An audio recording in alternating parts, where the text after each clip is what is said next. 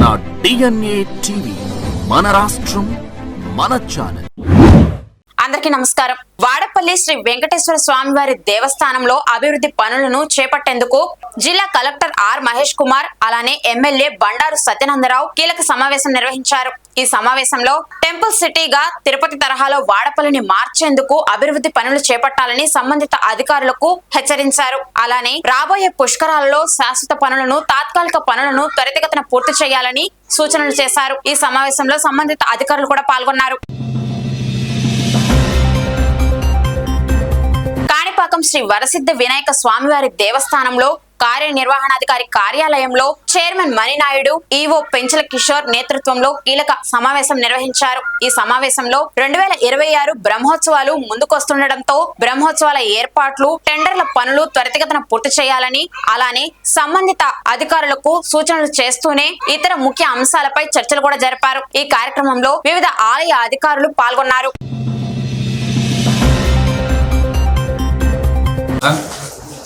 ఈరోజు గౌరవ ఈవో గారి ఆధ్వర్యంలో, పాలక మండలి సభ్యుల ఆధ్వర్యంలో సమావేశం జరగడం జరిగింది.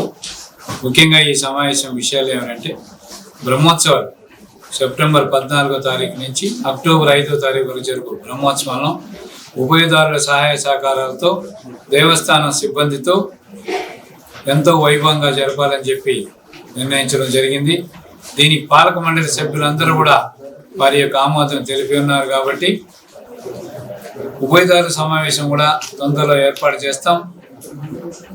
గౌరవ శాసనసభ్యులు మురళీమోహన్ గారి ఆధ్వర్యంలో ట్రస్ట్ బోర్డు సభ్యులను తీసుకుని పత్రికలన్నీ రెడీ అయిన తర్వాత గౌరవ ముఖ్యమంత్రి నారా చంద్రబాబు నాయుడు గారిని, డిప్యూటీ సీఎం పవన్ కళ్యాణ్ గారిని, బీజేపీ అధ్యక్షుల వారిని, లోకేష్ బాబు గారిని కలిసి అందరినీ కూడా ఈ యొక్క కార్యక్రమానికి ఆహ్వానిస్తామని చెప్పి తెలియజేసుకుంటూ, ఈ యొక్క వైభవంగా ఈ యొక్క ఉత్సవాలు జరపాలని చెప్పి మేమందరూ కూడా నిర్ణయించడం జరిగింది. నిలవడానికి ఒక కార్యాచరణ ప్రణాళిక తయారు చేసి దాని మీద కూడా డిస్కషన్ తొందరలో మనం పత్రిక కూడా ప్రింట్ పత్రిక ప్రింట్ అయిన తర్వాత ప్రముఖులు కలిసి మనం వాటిని ఆహ్వానించడానికి కోర్టు మేము తీసుకోవడం. సో గౌరవ ఎమ్మెల్యే గారు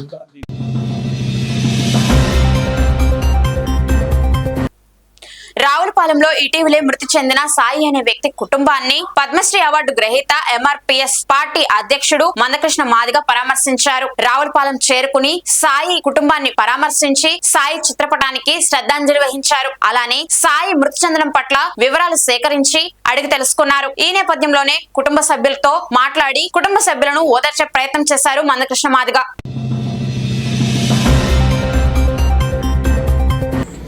ఏ సాయి తల్లి అయితే ఫిర్యాదు చేసిందో ఆ సాయి తల్లి చదువుకున్నది కాదు, నిరక్షరాస్యురాలు. ఫిర్యాదు వాళ్ళు రాయలేదు. స్టేషన్లో ఉండబడే ఒక పోలీసే ఫిర్యాదు రాశాడు. సహజంగా నిరక్షరాస్యులు ఏదన్నా ఫిర్యాదు చేయడానికి వెళ్ళినప్పుడు వాళ్ళకై వాళ్ళు రాయలేని పరిస్థితి ఉన్నప్పుడు పోలీసులే వాళ్ళు చెప్పింది రాస్తారు, సంతకం పెట్టించుకుంటారు. కానీ ఆ సంతకం పెట్టించుకుంటున్న సమయంలో వాళ్ళు చెప్పిన విషయాలు వచ్చినాయా లేదా, వాళ్ళు పూర్తి స్థాయిలో చెప్పింది ఇందులో ఉన్నాయా లేదా అనే విషయాన్ని 1-2 సార్లు వాళ్ళకి చదివి వినిపించినాకనే సంతకం తీసుకుంటారు. అది చట్టం కూడా. ఇక్కడ ఫిర్యాదు రాసింది పోలీసు, ఫిర్యాదులో ఏమున్నదో చదివి వినిపించకముందే అమాయకురాలైన నిరక్షరాస్య తల్లితో సంతకం పెట్టించుకోవడం జరిగింది. అంటే ఫిర్యాదే పక్కదారి పట్టిందని మా అనుమానం. ఎందుకంటే చట్టంలోనే ఉంటుంది, ఫిర్యాదు ఎవరు చేసినా ఖచ్చితంగా వాళ్ళకు అన్నీ వివరించాలి, అన్నీ వినిపించాలని చెప్పి చట్టంలో ఉంటుంది. ఇక్కడ ఎందుకో అది మిస్ అయిపోయింది. ఇక్కడ ఆ మిస్ కావడం వల్ల ఏ కుటుంబ సభ్యులైతే వినిపించకపోవడం వల్ల సంతకం పెట్టే సమయానికి వినిపించకపోవడం వల్ల, ఒకరే దుర్గాప్రసాద్ నిందితుడని ఎఫ్ఐఆర్ రాయడం వల్ల, ఒకరినే అరెస్ట్ చేయడం వల్ల కుటుంబ సభ్యులకు అనుమానాలు పెరిగినాయి. మా తమ్ముడు చాలా బలమైన వ్యక్తి, చాలా సంపూర్ణమైన ఆరోగ్యమైన వ్యక్తి, అదే సమయంలో బాగా ఎత్తైన వ్యక్తి. ఎవరైతే నమ్మించి దుర్గాప్రసాద్ తీసుకెళ్ళాడో ఈయనతో పోల్చుకుంటే ఆయన చేతిలో ఒక్కడు ఇతను చనిపోయే పరిస్థితి లేదు. అంత దృఢమైన శక్తివంతుడు. కాబట్టి నమ్మించి ఒకరిని తీసుకెళ్ళడం కోసం ఈయన పాత్ర పోషించడం చేసి, తీసుకెళ్ళినాక ఇంకొక 3-4 ఈ హత్య సంఘటనలో పాల్గొంటేనే తప్ప అతన్ని చంపే పరిస్థితి ఉత్పన్నం కాదని చెప్పి కుటుంబ సభ్యుల ఆవేదన, అభిప్రాయం, ఆరోపణ. వాస్తవానికి ఫిర్యాదు చేసినప్పుడు, ఫిర్యాదు వినిపించినప్పుడు అందులో ఒకరి పేరే ఉంటే మా తమ్ముడిని ఒక్కరే తీసుకెళ్లి చంపే పరిస్థితి లేదు, మా తమ్ముడు ఒక్కడి చేతిలో చనిపోయే పరిస్థితి లేదు అని చెప్పి వాళ్లకు ఇప్పుడైతే ఏ పేర్లైతే చెప్పారో అనుమానాలతోటి అవే పేర్లు ఆనాడే చెప్పేవాళ్ళు.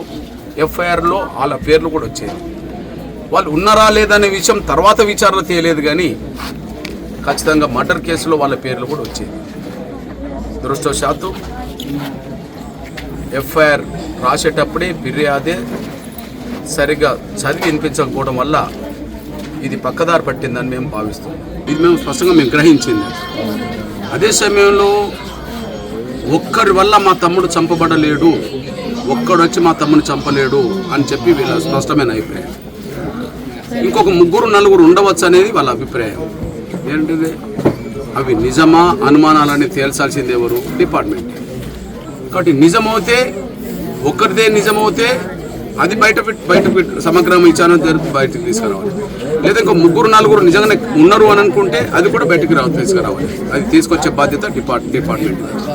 అది సమగ్రమైన విచారణ జరిపి వాస్తవాలు ఏందో బయటకు తీసుకురామంటున్నాం. ఇవి కొన్ని నిజాలు కావచ్చు, లేదా కొన్ని అనుమానాలు కావచ్చు.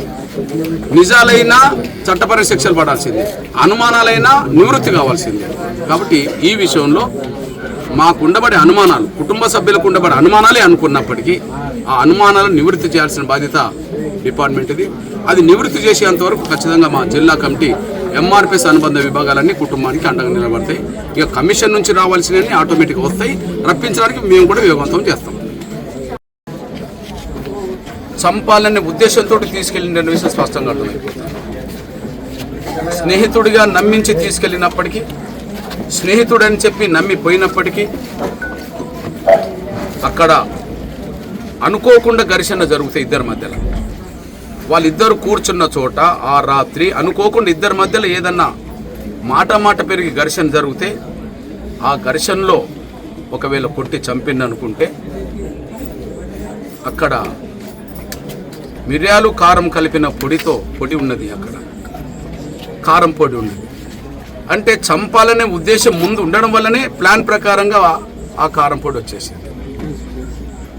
అకస్మాత్తుగా అక్కడ ఇద్దరి మధ్యలో వాదాలు పెరిగి గొడవ జరిగి అతను పై చేయి చంపింది కాదని, తీసుకెళ్లేటప్పుడే ఉద్దేశపూర్వకంగా తీసుకెళ్ళిండు అనడానికి సాక్ష్యమే అక్కడ కారం పొడి ఉండడం, అది సాక్ష్యాలు కనిపించడం.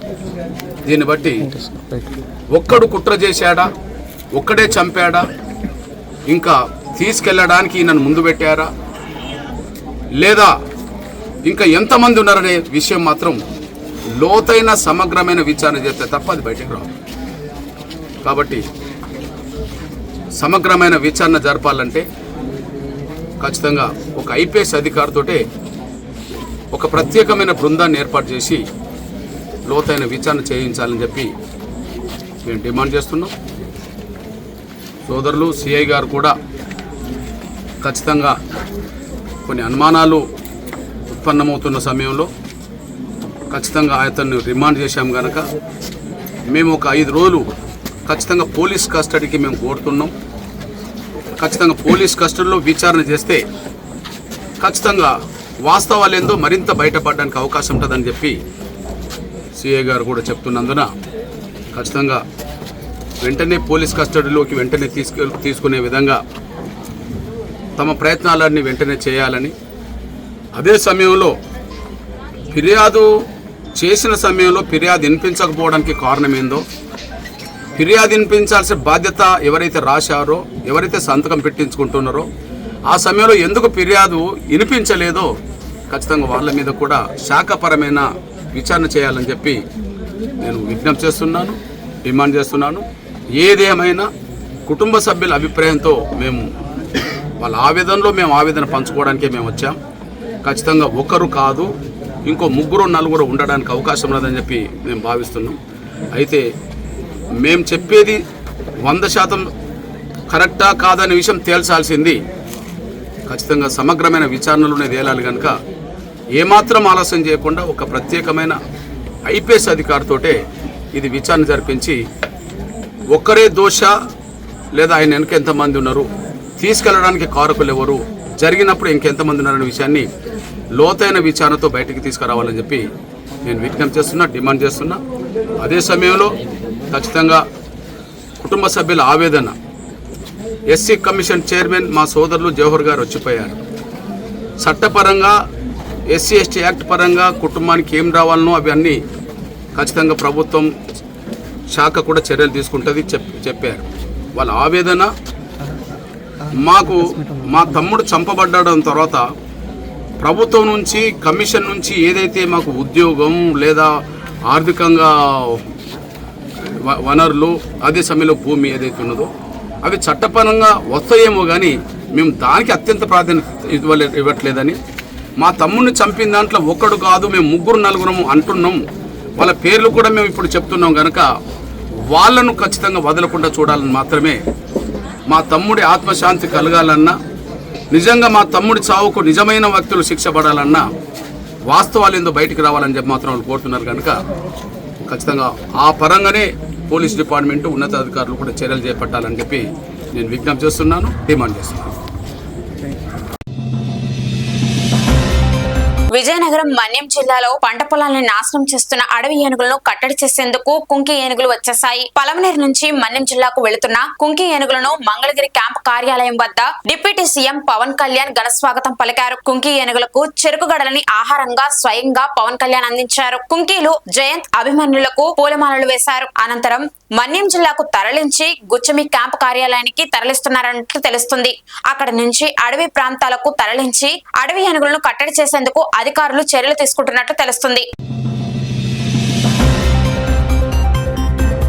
పోలవరం జిల్లా రంపచోడవరంలో మెగా పీటీఎం కార్యక్రమంలో సీఎం చంద్రబాబు, విద్యా మరియు ఐటీ శాఖల మంత్రి నారా లోకేష్ పాల్గొన్నారు. ఈ కార్యక్రమంలో ఎంతమంది పిల్లలున్నా సరే తల్లికి వందనం జమ చేస్తామని తెలిపారు. 67 లక్షల మంది పిల్లలకు గాను 10,120 కోట్లు తల్లికి వందనం జమ చేసినట్లు తెలుస్తుంది. గిరిజన ప్రాంతాలలో 5 లక్షల మంది పిల్లలకు గాను 664 కోట్లు జమ చేసినట్లు తెలుస్తుంది. భవిష్యత్తులో ఎంతమంది పిల్లలున్నా సరే పిల్లలు భారం కాదు, వారిని ఆదాయంగా మార్చేశామని సీఎం చంద్రబాబు తెలిపారు.